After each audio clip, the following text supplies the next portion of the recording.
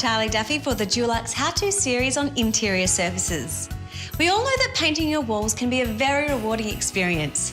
Take a look at this gorgeous room. With a little elbow grease and some expert know-how, you can easily refresh your dining area. Let's find out how.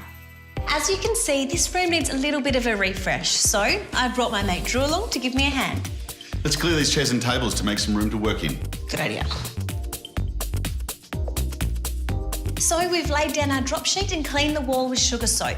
You may think you'd be okay to skip cleaning the wall, but it's a really important part of painting. Dirt, dust and grease can potentially ruin your paint job. As you can also see, we've masked the trim for cutting in. Now we're ready to begin. Today we'll be using Dulux Wash and Wear Low Sheen in Antique White USA. Load your brush up by dipping into the paint about an inch, then wipe the paint off on one side only.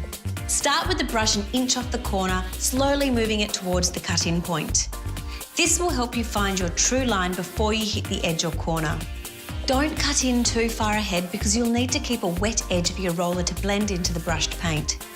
If your cut-in brushwork dries before you get to it with your roller, you'll end up with 2 coats of paint in one spot, which can lead to picture framing. Use the same technique to cut in around anything else you've masked off. Now that's done, it's time for the first coat of paint. Loading your roller in the right way is very important to achieve a consistent finish. Make sure you have an even cover of paint all the way around the roller sleeve. A good test is to push the roller forward on the tray, then lift it up to see if it spins evenly. If it doesn't, or if it feels heavier on one side, it means the paint isn't even and you should load it again. Now, starting from the edge where you cut in, roll across the wall. Try to roll as close to where you cut in as possible. You may have heard of the clock theory. Roll 12 to 6, then diagonally 2 to 8. Or you can paint the W pattern. This will help you achieve an even thickness across the wall. Once you've finished about 3 or 4 metres, it's time to lay off your paint. Laying off the paint is the most important part of rolling a wall. Start with your roller not loaded with paint and rest it in the top left-hand corner. Make sure the closed end of the roller, that's the part where the handle meets the roller, is on the right, while the open end is on the left.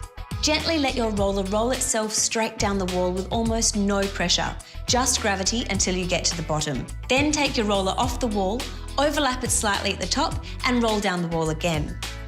You'll be making a line down one side, then rubbing it out with the other, working your way across the wall.